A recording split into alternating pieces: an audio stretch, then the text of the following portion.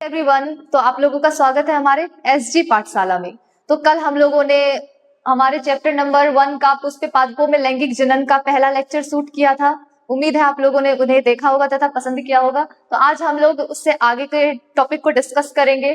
तो हम लोगों ने कल देखा था कि पुष्प का कैसे पार्ट वगैरह है, क्या है, कैसे है, सारा चीज हम लोगों ने समझा था। आज जो हम लोग देखने वाले हैं, आखिर पुष्प के माध्यम से कैसे लैंगिक जनन होता है पौधा में।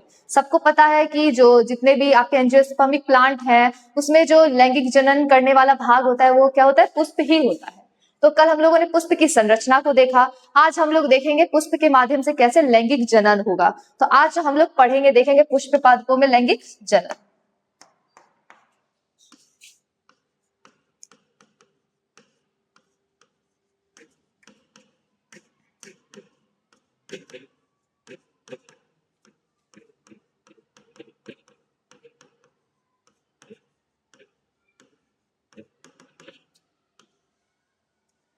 जो पुष्प पादप होते हैं उसमें लैंगिक जनन के लिए जो महत्वपूर्ण अंग होते हैं वो पुष्प ही होते हैं, और पुष्प में ही उसके नर तथा मादा भाग पाए जाते हैं। अगर हम लोग बात करें पुष्प पादपों में लैंगिक जनन होने के चरण की, तो इसमें 3 चरण शामिल हैं। सबसे पहला चरण आपका है निषेचन पूर्व की घटना।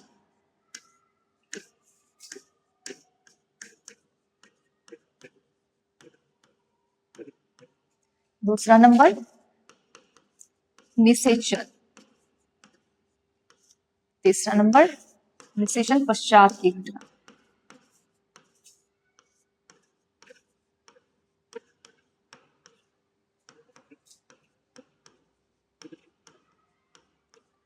इसको हम लोग बोलेंगे प्री फर्टिलाइजेशन इवेंट।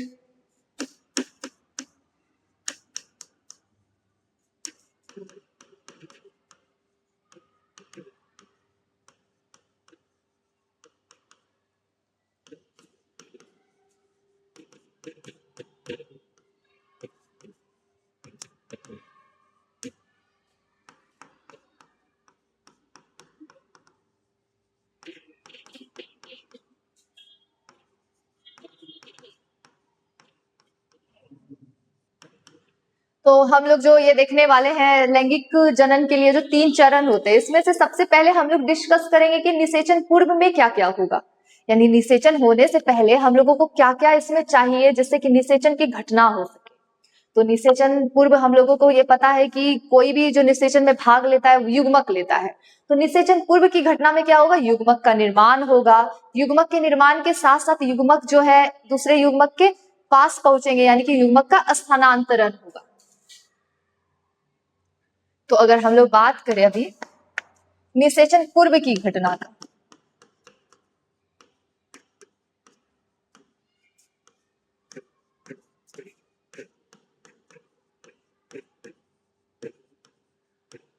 इसमें 2 चीजें आएगी। एक तो सबसे पहले क्या होगा, आपका युग्मक का निर्माण होगा।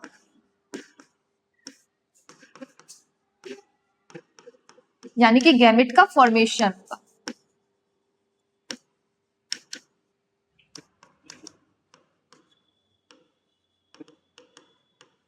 और दूसरा आपका युग्मक का स्थानांतरण होगा।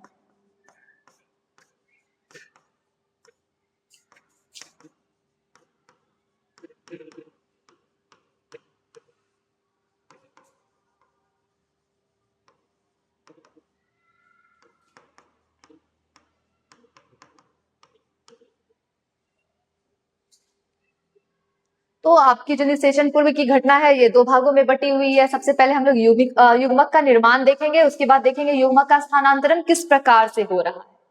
तो युग्मक का निर्माण जो है आपका, ये सारा मेल में अलग होगा, फीमेल में अलग होगा। तो जब हम लोग स्टार्ट करेंगे युग्मक निर्माण, तो हम लोग इसमें सबसे पहले देखने वाले हैं मेल का युग्मक का निर्माण कैसे होगा, यानी मेल गैमेट का फॉर्मेशन कैसे होगा।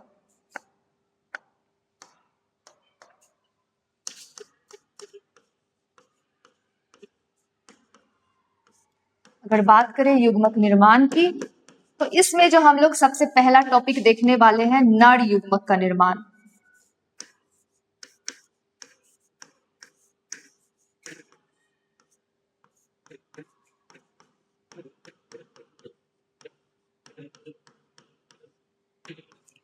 अगर बात करें नर युग्मक का निर्माण का, तो हम लोगों ने कल ही देख लिया था, हमारे जो पुष्प होते हैं उसके मुख्य रूप से 4 भाग होते हैं। नर वाले भाग को हम लोगों ने बोला था पुमंग, और पुमंग के ही एक इकाई को हम लोगों ने बोला था कि पुंकेसर।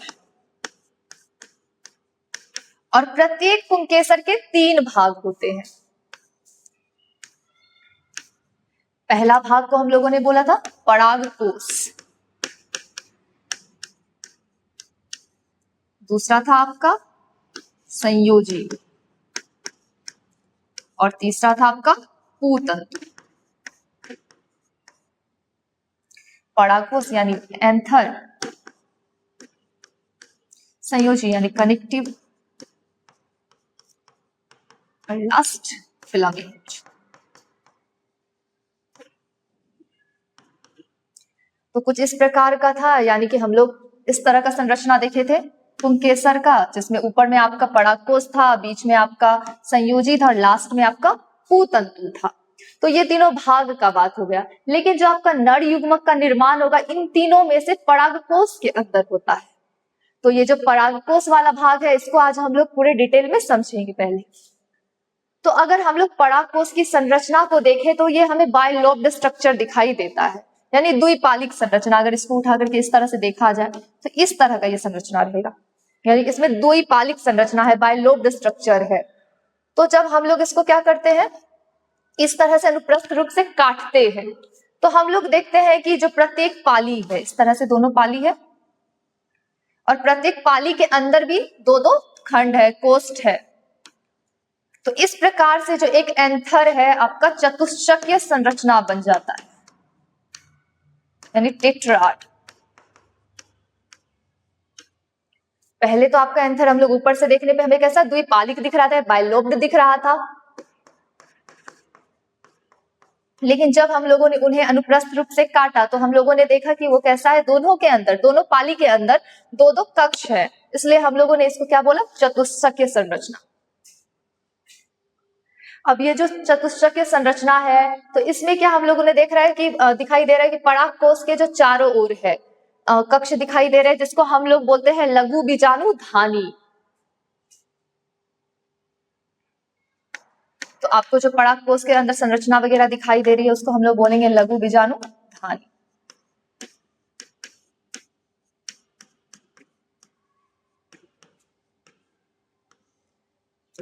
यानी माइक्रो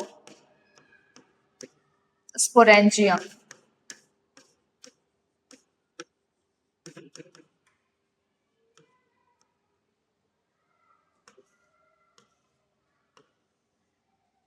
इसका अर्थ है कि अब हम लोग जो पहला संरचना देखने वाले हैं लघु बीजाणु धानी की संरचना को डिस्कस करेंगे।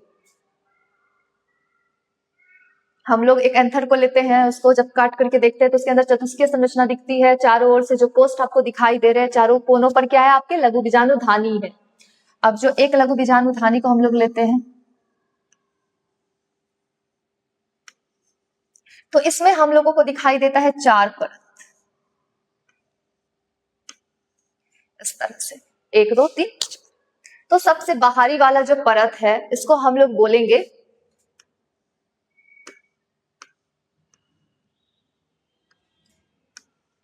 एपिडर्मिस। इसके अंदर जो है इसको बोलेंगे एंडोडर्मिस, और उसके जस्ट नीचे वाले लेयर को हम बोलेंगे मिडल लेयर, और लास्ट वाला है आपका टेपिटम। अब बारी बारी थोड़ा इसको भी समझते हैं। तो लघु बीजाणु धानी जो है अगर हम लोग उसको सही से देखें तो इसमें हमें 4 परत नजर आता है। 4 परत में से जो सबसे बाहरी वाला परत है उसको हम लोगों ने बोला एपिडर्मिस। एपिडर्मिस जो है सबसे बाहरी परत होता है तथा सुरक्षा प्रदान करता है। उसके अंदर पाया जाता है एंडोडर्मिस, और उसके भी नीचे होता है मिडल लेयर, और सबसे अंदर में होता है टेपिटम। और टेपिटम जो है जब इसके अंदर पराग का निर्माण हो रहे होते हैं तो उसको जो पोषण प्रदान करने का काम करता है वो टेपिटम ही करता है, यही भोज्य पदार्थों को संचित करके रखता है। तो ये हमारा लघु बीजाणु धानी है। अगर आगे बात करें लघु बीजाणु धानी जो है, अब इसके चारों लेयर के अंदर यहाँ पर पाई जाती है पराग मात्र कोशिकाएं यानी लघु बीजाणु मात्र कोशिकाएं। तो आप लोग लघु बीजाणु मात्र कोशिकाएं।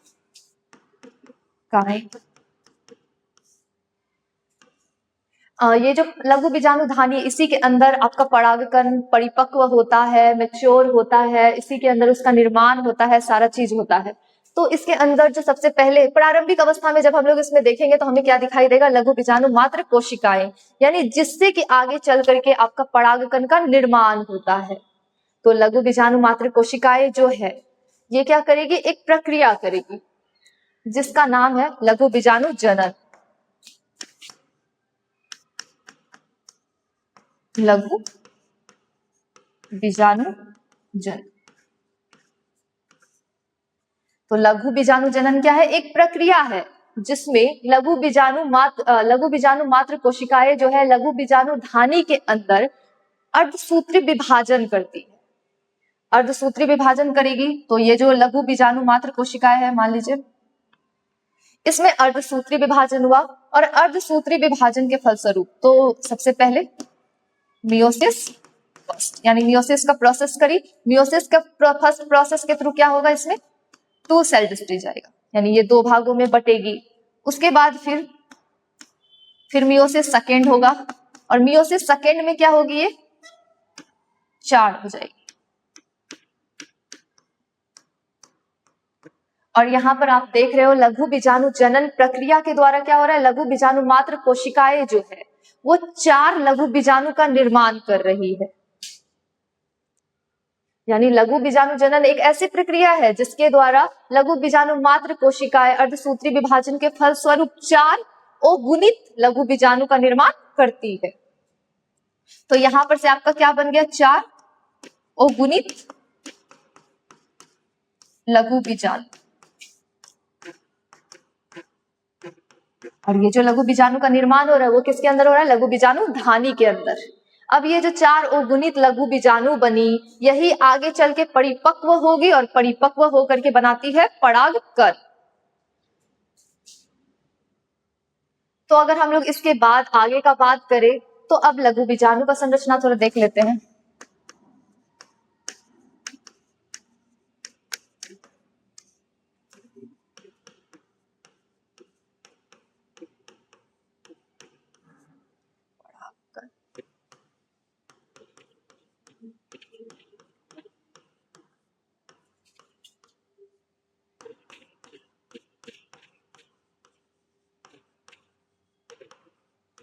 ग्रेट, तो इसको थोड़ा सा समझते हैं। तो लघु बीजाणु आपका क्या हुआ, लघु बीजाणु जनन की प्रक्रिया के फलस्वरूप बनी, लेकिन जो लघु बीजाणु है वो क्या है, अभी इमेच्योर है। आगे चल के वो थोड़ा परिपक्व होती है, मैच्योर होती है, और क्या बन जाती है, परागकण। अब परागकण जो है इसका थोड़ा संरचना देख लेते हैं।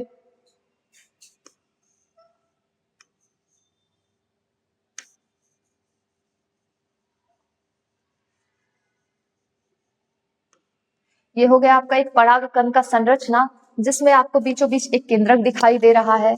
बाहर वाले भाग को हम लोग बोलेंगे एक्सिन, और अंदर वाला इंटाई। बाह्यचल और अंतःचूल। ये जो एक्सिन है ये स्पोरोपोलिनिन नामक पदार्थ की बनी होती है।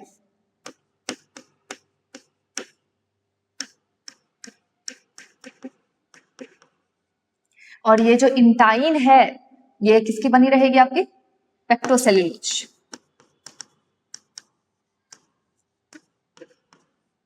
जो स्पोरोपोलिनिन का जो बना हुआ होता है एक्सिन, ये क्या करता है, आपके जो परागकण है उसको अम्ल से, क्षार से, किसी भी प्रकार के एंजाइम से बचा करके रखता है। बहुत ज्यादा टेम्परेचर में भी इसको नष्ट नहीं होने देता है।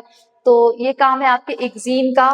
ये जो इंटाइन है, ये जो इंटाइन है ये क्या करेगा, जब जो आपका परागकण है आगे चल के परागन का प्रक्रिया करेगा, यानी जब ये मादा युग्मक के पास पहुंचने का कोशिश करेगा तो उस समय पराग नलिका का निर्माण करवाती है। तो ये आपका परागकण के बारे में हो गया। अब परागकण के बारे में अब हम लोग देखेंगे थोड़ा सा लघु युग्मक जनन।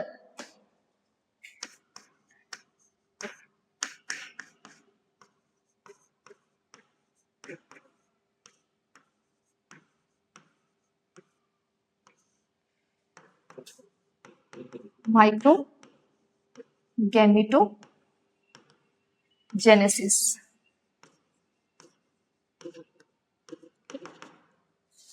तो हमारा जो आगे है इससे, अब देखिए परागकण तो बन के तैयार हो गया, लेकिन परागकण के अंदर अभी नर युग्मक का निर्माण नहीं हुआ है। और हम जो पढ़ना स्टार्ट किए हैं किस लिए, कि नर युग्मक का निर्माण कब होता है। तो अब जो लघु युग्मक जनन है या फिर बोले तो नर युग्मक का निर्माण के पास हम लोग पहुंचने वाले हैं।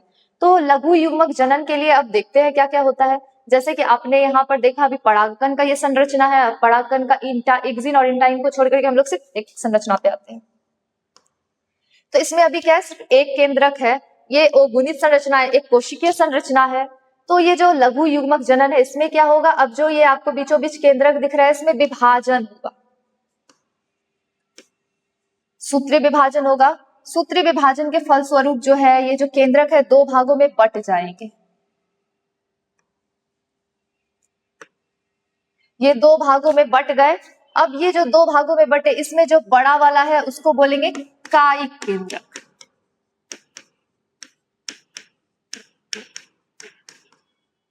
और छोटा वाला जो है उसको बोलेंगे जनन केंद्रक।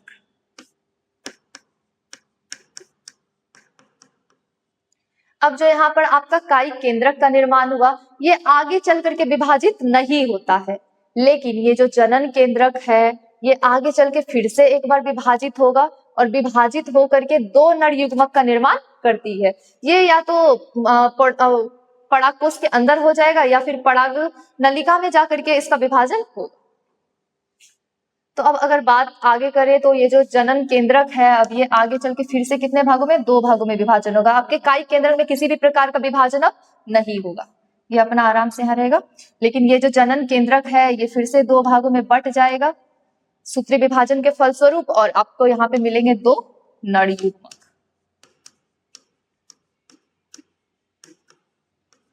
और ये रहेगा एक कायिक कोशिका या कायिक केंद्रक।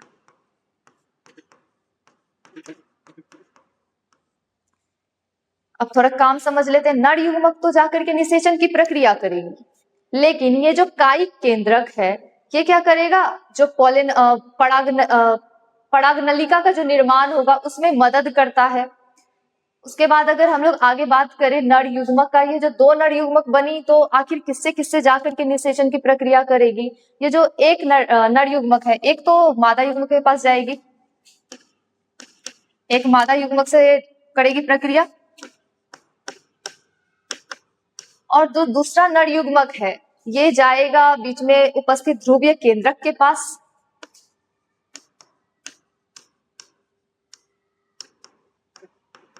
और उससे संलयित हो जाएगा और भ्रूण पोष का निर्माण करेगा। ये सारा चीज हम लोग आगे और अच्छे से डिस्कस करेंगे। अभी बस हम लोगों को देखना था कि नर युग्मक का निर्माण कैसे होता है, तो हमने उनको देख लिया। अब हम लोग एक बार जो अभी तक पढ़ा उसको थोड़ा रिकैप करने का कोशिश करते हैं। तो हम लोगों ने सबसे पहले देखा कि परागकोश, अब ये जो परागकोश है आपका द्विपालिक संरचना थी जिसके अंदर भी दो दो कक्ष थे, तो इस प्रकार से वो चतुष्चक हो गई। चतुष्चक जो हुई इसके अंदर हम लोगों ने देखा चारों कोनों पर क्या थे, लघु बीजाणु धानी।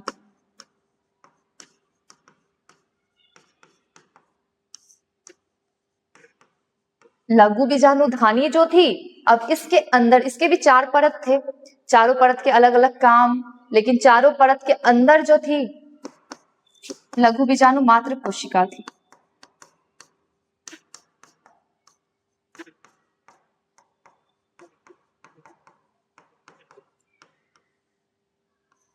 ये जो लघु बीजाणु मात्र कोशिका थी ये क्या करती है, लघु बीजाणु जनन की प्रक्रिया करती है।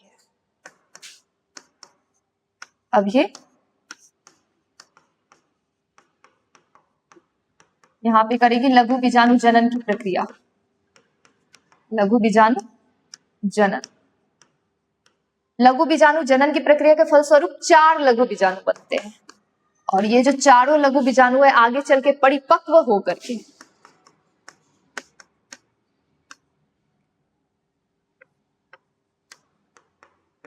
परागकण का निर्माण करते हैं।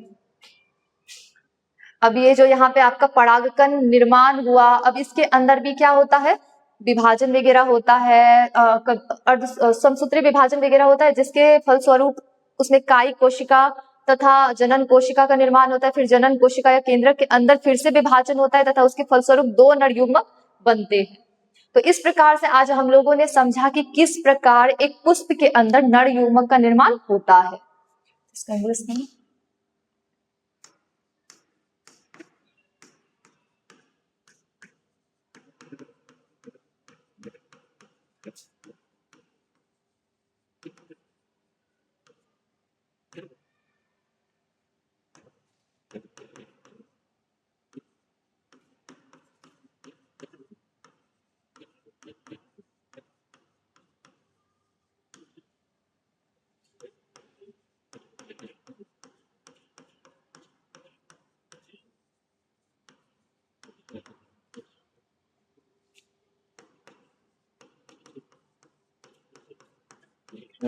और लास्ट में यहाँ पर आपका पॉलन ग्रेन हमारा बनके तैयार है। अब ये जो पॉलन ग्रेन है इसके अंदर भी क्या होता है, युग्मक जनन का प्रक्रिया होता है।